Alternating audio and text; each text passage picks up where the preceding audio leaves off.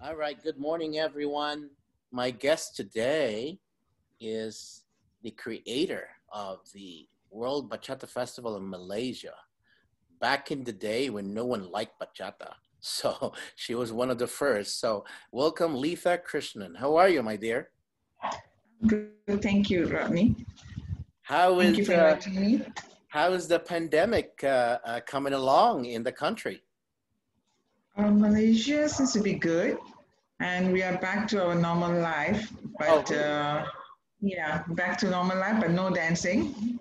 No dancing though. I mean, how come there's no dancing yet?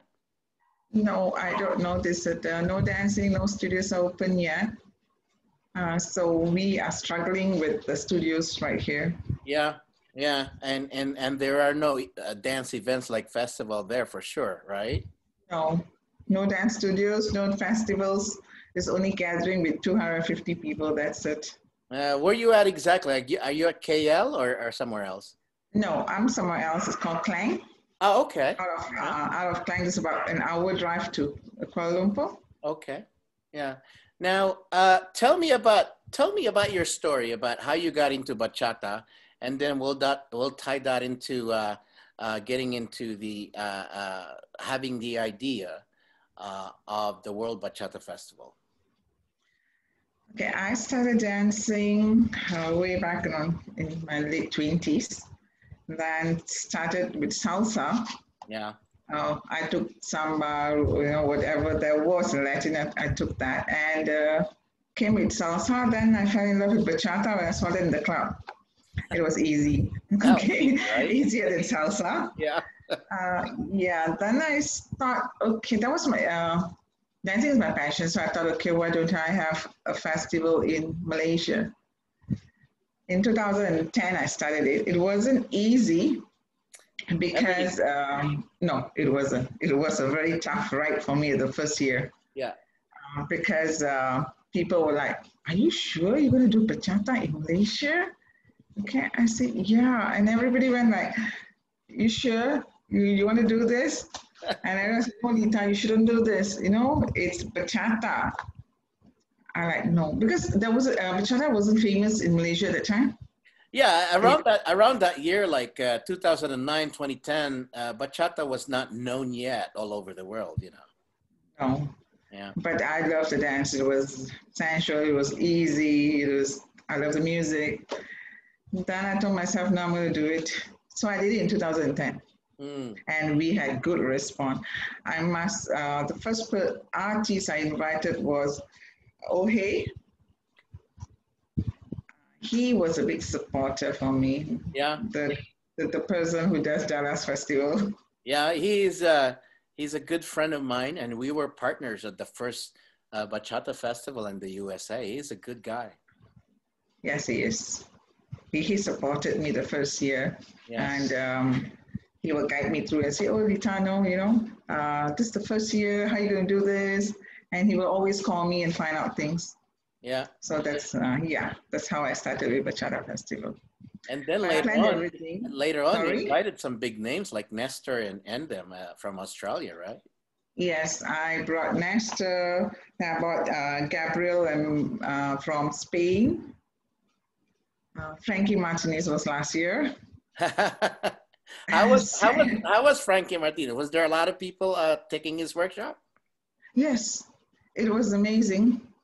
Yeah, It was packed full. he's a good teacher too. Really got a nice. Yes, he is. Now, what was your thought process like? Because 2010, not too many people was dancing bachata. Not to mention, uh, uh, directly or indirectly, people really didn't like the music. They didn't really like the dance. So what was your thought process? Like, why am I doing this? Why am I starting something that people don't like? Well, I loved it.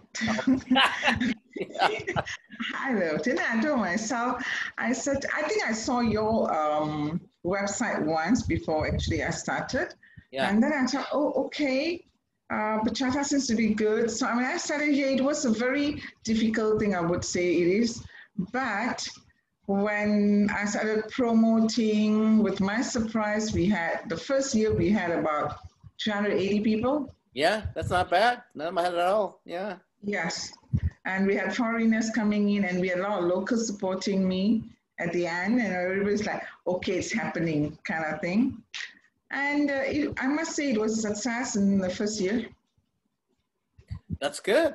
It's Yeah, so when we were beginning this, yeah, you're right. No one liked it, especially in the USA. And you know, usually when you start a business like this, you start with a focus groups whether and look at survey whether people actually will attend or not. No, that was not my mentality. That was not my thought process. My thought process is just like you. I am gonna promote bachata because I love bachata. Now that's number one. yes. And of course I like, if they don't like it, we're gonna make them like it because they don't know about it, you know. Exactly. So the first year, because a lot of people didn't know what was bachata. So what I did was I made sure I got the media in, I got the radio station in, you know, to spread the word. Yeah. Okay, and I dragged Ohe along with me. Good. I said, okay, we are going to a radio station. He said, what? I said, yeah, let's go to radio station. Okay, TV station is coming. Okay, let's go. So that's how I actually spread the bachata here. What were the attendees like? Where were they coming from? Oh, mostly from US, and then we have from a lot from Australia. That's interesting, yeah. So we have people from New Zealand, and last year we had 27 countries in Malaysia for 2019 festival. That is awesome. And last year would have been your what? Is that 2019? Yeah. So that's great. Now, I know I haven't been to Malaysia in a long time. The last time I went there, it was Jackson who hosted me, I believe. There was no festival. My goal is that every time I go to Asia, like let's say I visit my own country, Philippines, then there's no way that I'm not gonna go to Malaysia or Singapore or Korea, South Korea or Japan. I visit all of those and I make sure I plan all of my boot camps there, which was good. It was great experience in Kuala Lumpur actually, where I did my workshops. I took the bus from Singapore, which was about 8 hours, I think. Singapore to Kuala Lumpur is like 8 hours, right? Yes. So I took that bus. It was a good experience because it's almost like Philippines. It's the same way, you know, the way you took the bus and there are some stores on the side of the street and all that. It was an interesting experience.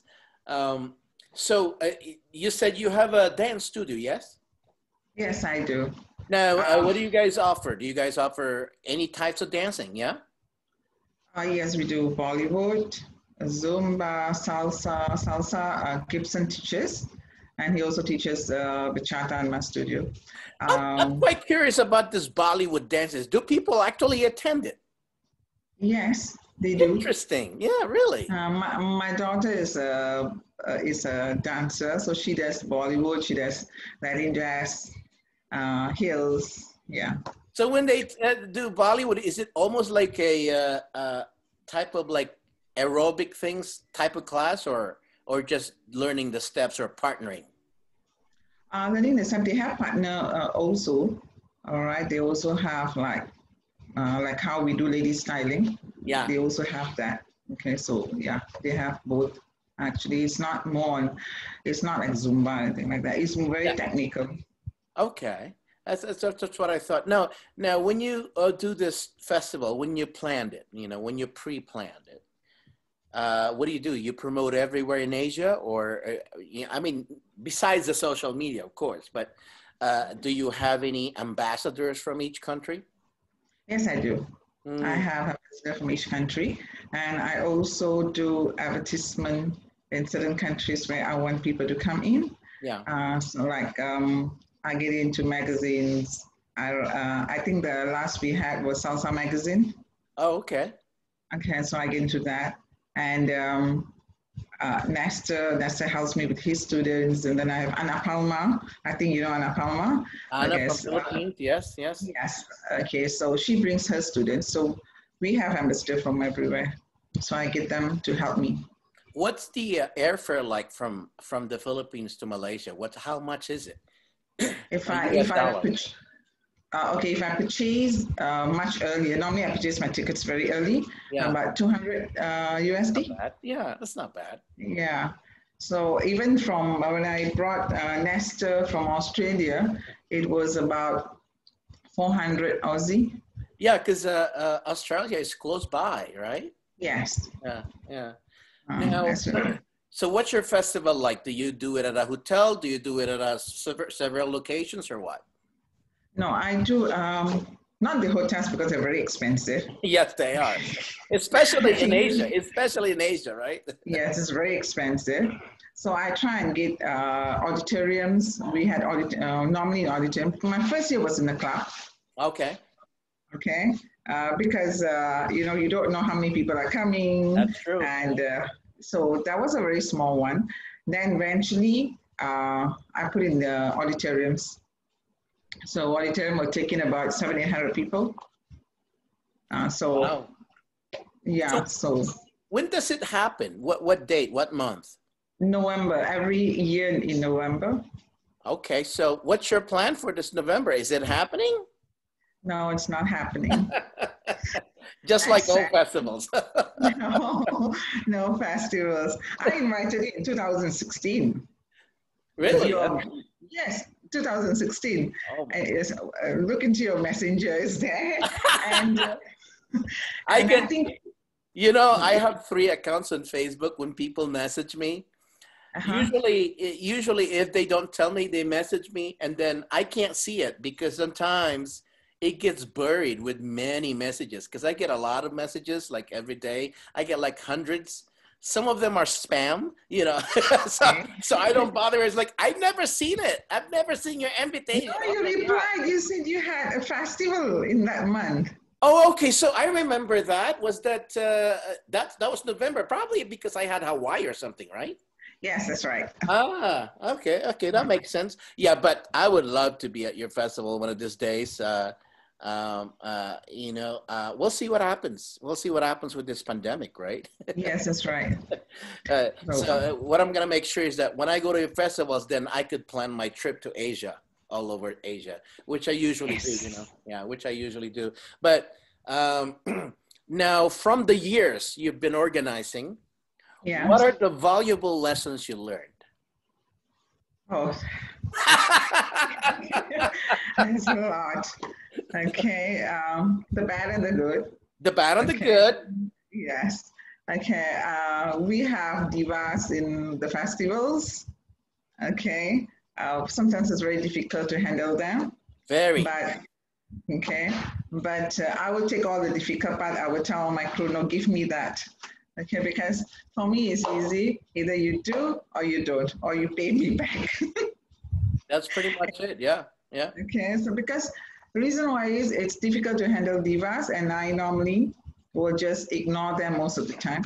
But there are a lot of artists who are very humble, okay, and it's easy to work with them. I bring them back every year, Good. okay, Good. Good. okay, and a few that I will name is Nestor, Anna Palma, Alex from Bangkok, they all come back, Mm, and it's easy to work with them. yeah. Yeah. There's many divas there, and yes, they don't get invited back by promoters. Pretty much. Why? Why? What for? What are we? Why are we gonna invite them for? Where not only they don't want a social dance, not only Oh they don't want to yes, participate on other things. It's although we don't require them or put it in the contract they should social dance. It should be understood. It should be given. Uh, the moment I require this in my contract, I don't want to do it because then it becomes a job for them to social dance. And social dancing is not a job. It's a hobby. It's because you love dancing. That's the reason you social dance. Once instructors try to require that and get a fee and get a money from you because you want them to social dance, those are the yes. people that shouldn't be hired by promoters because they started social dancing in the first place. That's how they became popular. So I agree with you. I guess you have gone through the same thing. All of Okay. us, all of us. Yeah. No, I have some artists who will just tell me, no, I only eat this. I Oh, only hey, do this. some of them are vegetarian. That's understandable. I mean, Oh, yeah, yeah, that's fine. yeah, That's fine. Okay. I mean, they have that. I'm okay with all that. yeah, Okay. And some artists are very easy to work with, honestly. Even the first time they come, it's very easy to work with them. They're not fussy at all. They are okay with sharing. yeah. And some people want to share rooms, you have that kind of thing. But I think over the years, you learn to adapt all this and it becomes very easy for you to actually handle them. Yeah, what I do at my festivals is I hire a chef, I hire a cook, Oh, and really? Okay. and she cooks it at the hotel where we're staying at. She cooks it there because my festival is in the hotel anyway. She cooks it there, and it's like breakfast, lunch, and dinner. And they usually, we have a group chat for all the teachers, DJs, Mhm. what have you. And then when it's ready, it's ready. Now, if someone complains that they don't like the food, that's okay with me. They could go ahead in the restaurant and spend their own money and buy their own food. The first year, I think the first few years you have this issue, but I think after that it becomes easy for you. Yeah, I think they're okay with whatever you give them and all that. So it yeah, comes easy. I think. Like for example, when I hire a chef, it saved me a lot of money because Ah, before I used to just bring them to restaurant. That's very expensive, very yes, expensive. yes, Or you cater food and you buy it from. That's still very expensive. But when someone is actually there that you're paying, you give the person a budget for the next 3 days. She'll fit it, and that's fine. It's right there, and that's a good. yeah, Uh, yeah. that's a good idea. I should Yeah, take it because you down. learn, you save a lot of money. Because before that, I was spending $6,000 for food. Now, I'm gonna lend you my secret. I spend from 800 to 1,000 only for 3 days. That's super cheap. Yeah, yeah, yeah. Okay, that's super So cheap.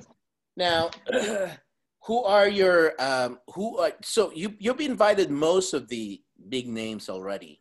Have you invited Yes. Kizomba artists? No. No. So it's only bachata and salsa, yeah? Mine is 80% is bachata and 20% is like salsa, kizomba. I normally have one kizomba teacher, or we have local teachers. No, I'll invite them. Do But you I have do have one. do you have Sorry, several rooms for social dancing? one. Oh, only one. Okay. Only one. Only last year I had two, one salsa and one bachata. But then I realized everyone was going into bachata room. That's So true. salsa room was only filled in for first 2 hours. Yeah, and then yeah. Yeah, The then all problem back with to salsa room bachata. is I know bachata could go on until six in the morning, right? But Yes. salseros, they can't handle that because it acquires more energy. So by the time Mhm. it's 12 or 1 a.m., they're gone. But probably because I never had two rooms on my Okay. festivals. Yeah. Okay, yeah, last year was my first, but I think it was an experience for me. And then we had the singer, what his name was, uh, uh, Mr. Don. Okay. Yeah. So Mr. Don was there. So so he was singing, and everybody was like in that room. Oh, okay. Of course. Of course. If there's a bachata artist Yes. singing on stage, yeah, everybody's going to be there for sure. So Yeah. yeah, it was a good festival last year. I mean, every year it's good, and then Nesta gets the stage to get everyone dancing. Yeah. Mm. How did you how did you take the news when our friend Nestor was diagnosed with stage 4? Uh, Actually, it was a shock for me. Actually, it was very because when Nesta was in the hospital, I thought, oh, probably he's having some stomach pain. After a day, thought give him a day, so I texted him. I said, hey, Nesta, what's happening with you? Are you okay? Then he said, oh yeah, I'm fine. And then he told me, no, I had stage 1. I said, oh, stage 1 is not so bad. You know, you can come out of it. Then the next day he told me stage 4. That was very sad for me. Yeah, yeah, yeah. It was, I think, but he's a very positive guy. He'll It's, come out you of know, it. all of us were shocked, of course, you know, knowing Nestor. I mean, a week before that, I was just talking to him in my podcast, and we were just talking about the old times, and we were talking about being fit and fitness and all of that stuff. And then to hear that a week later, he's got stage 4. I mean, it's not just cancer; it's stage 4. Yes. That is some serious thing, you know. When I got diagnosed, it was stage 1, so I was able to catch it, you know, because one time I was in a club and I passed out, you know, and so I said, yeah, I got to check the doctor, and you know, we put in chemo a little bit for a short while. I was okay, and God, that was like how many years ago? That was in my early 20s. I am 54 years old now, so Wow. I've never Okay. had, you know, I've never had any problem after that. You know, But there's good. the type of cancer that Nestor has. There's a 14% success rate. Now, I know that's a low percentage, but that doesn't mean that he's not included in the 14%. You see, Yes. the mindset is the most important thing, because most cancer patients, they give up, especially when they go through chemo and radiation. The mind will play with you, and it's like, it's over. Your life is not, you know, it's going to be tempting you to be negative. And that's why I put in that video that we're talking about, is that, Nestor, you got to have a strong mindset, you know, positive, you know, so. But I think Nasser's a very positive person. Yeah. So I think he will, I know he will come out of it. I know he will. Yeah, yeah, yeah. He'll be back in dancing in no time. Yeah, he's been, as long as he takes us with that journey, we're with him. Keep us updated. We're with him. You know, I was very impressed, and really just very impressed with just, we did a secret type of fundraiser, and it went up to like $80,000 in just a very short time. That tells 88. a lot about a person, whether he's a good person or not. You know what I mean? So, Yes, I understand. Yes, that's very true. I think we caught it 88,000. yeah, yeah. So anyways, so what's your plan for 2021 then? I have all planned out, but I've not announced it yet because I do not know where this COVID-19 is taking us. Yeah. So I actually hope and pray that, you know, everything will be over soon, that we all can come back and, you know, go back to our business again. You know, even though that's my passion, but again, it's like, it's not happening. I want it to happen next year. So hopefully it'll be bigger and better. I think you're probably in good place for next year, because yours is in November. So Yes. we're talking about November 2021. My prediction here is that by summer of 2021, when we say summer here in USA, we're talking about May, June, July, August. Not only the pandemic would subside, but there's a vaccine available at that time already, because it's really about the vaccine to quiet the fear of people. To be honest with you, I've never taken any vaccine in my entire life. There's only one, when I was a kid, for measles. That was it. I've never taken any vaccine. Wow, okay. I don't get sick with flu. And so maybe it's genetics. I don't know. Some people have good genetics. Some people are very immune to type of viral diseases. Some people are not. And that's why we put on masks and all of that stuff, you know? So 2021, do you do any other business besides dancing? Yes, I do. Oh, that's a good thing. Dancing is my passion. That's yeah. So yeah, I do have some other businesses. And you were born and raised in Malaysia, yeah? Yes.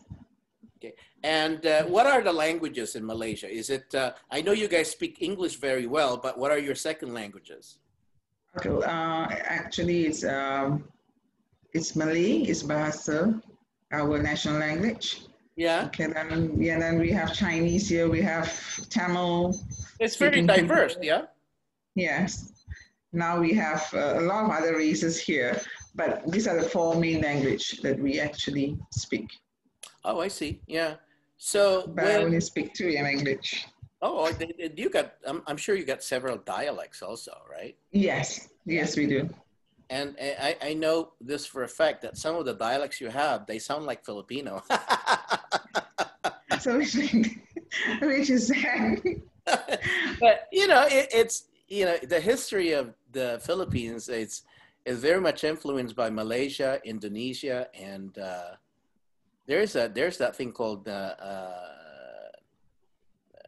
Negritos or something, and then they forget that there's a Spanish influence also, but mostly Malaysia and Indonesia are very much influenced by the Philippines. I think Philippines like Malaysian food. Of course. All the yes, because when they all come here, Liitha, we need to go and eat the food first. But let me ask you something. Is the restaurants always outdoor there? There's nothing indoor, no? No, they do have indoor. Okay, the indoor ones are the most expensive ones, of course. Yes, that's right. The outdoors one are open 24 hours. Okay. Yeah, like Julie from Cebu, Anna and all that, when they come here from Philippines, first thing is, no, they need to go and eat first. Yeah. So during your festivals, what hotels do you encourage the participants to stay at? Okay, I normally will actually take about 2 hotels. Okay, the one a little bit expensive, the one where people can actually go to, which is not too expensive. And I also will have some apartments where people can actually share, so that, you know, whoever comes from, I give them options.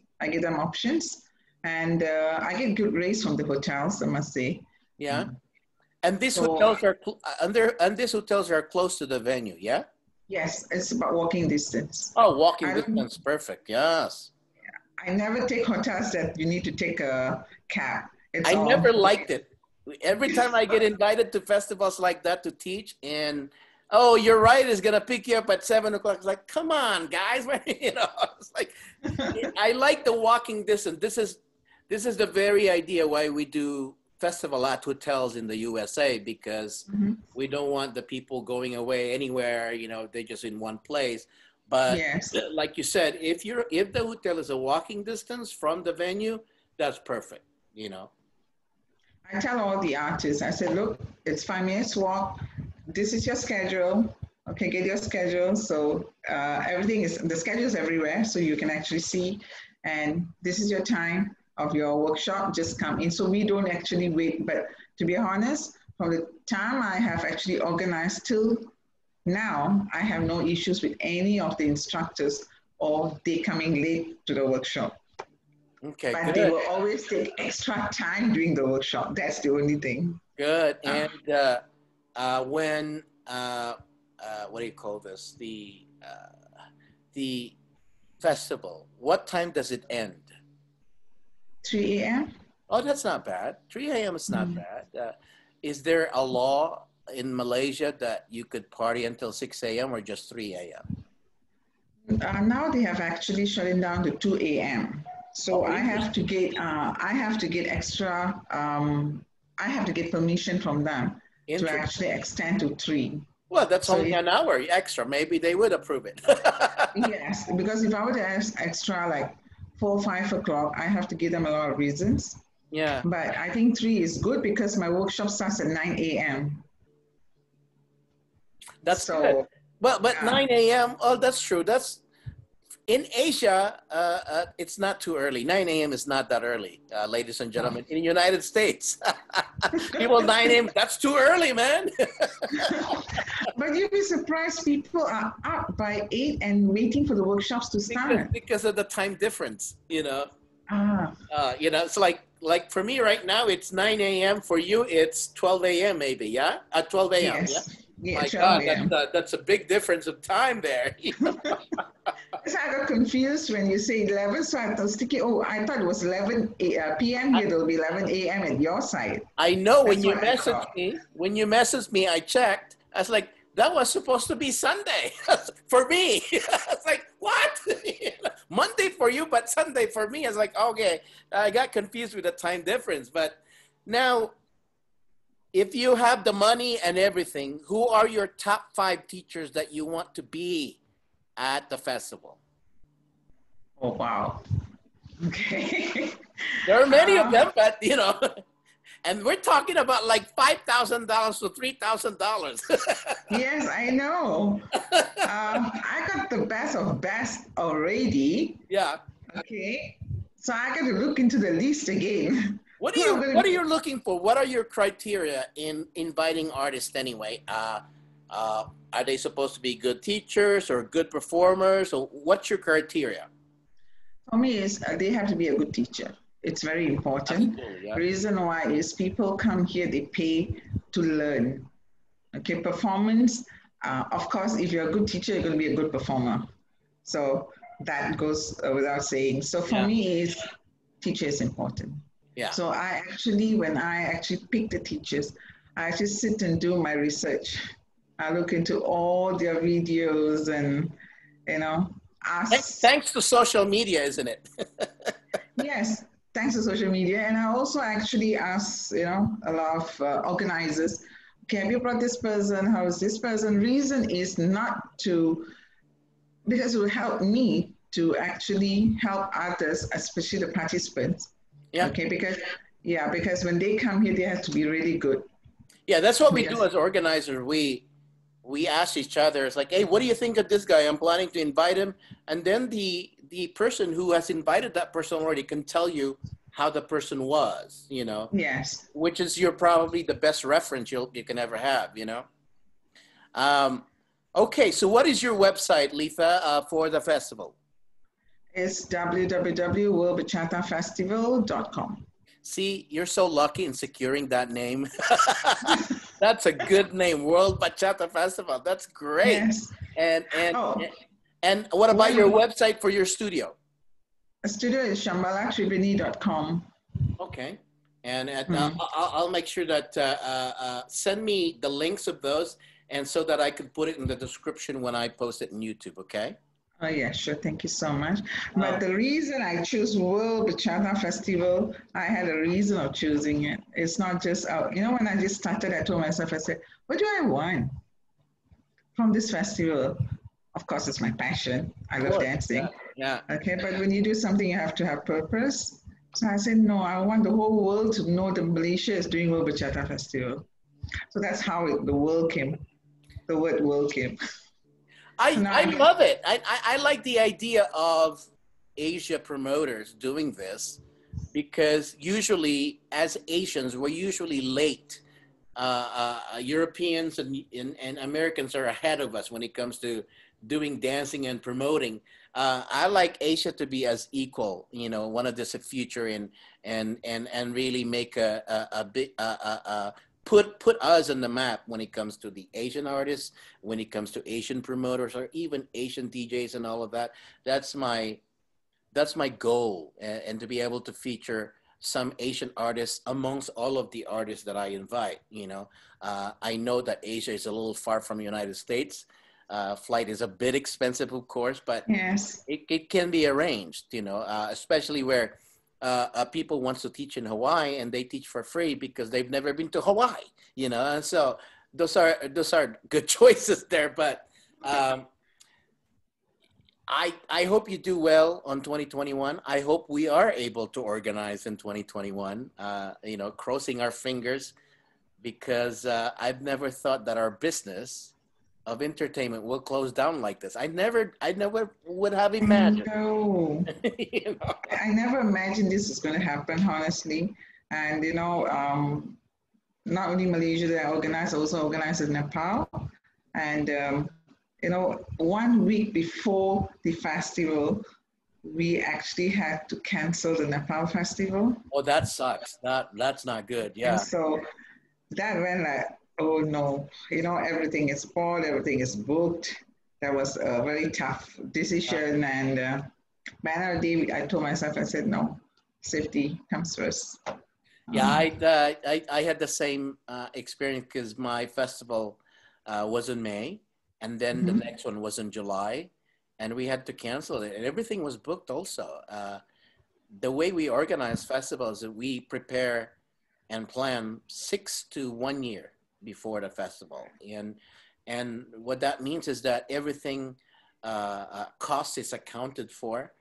You pay the hotel, and some artists demand deposit, so you pay that as well. The problem is that when you buy the flights, you can't get refund from those, you know? Oh, yes. So that's the, you know, so when you buy that already, that's it. That's a loss of business, lost Right. money, you know? And not That's too many true. people know that as attendees who've never really organized anything. They don't understand that, you know. But Well, there are things that are difficult for us to explain, but I guess it's part and parcel of our reorganizing the festival, I guess. that's the way it is. And well, Liitha, I wish you good luck. And I wish you success Thank you. for next year And I when wish you you the organize same for one your again. festival. I will let you know if I happen to be traveling to Asia for sure. Would love to be at one of you at your festival. And so we'll cross our fingers. Hopefully everything will be fine next year, huh? Yes, thank you so much, Rodney, and I wish you the same, and I hope to see you in my festival next year. Will do, Okay, my friend. hopefully all goes well. All right. Thank you Well, so much, Rodney, for bye-bye having for me now. again. All right, bye.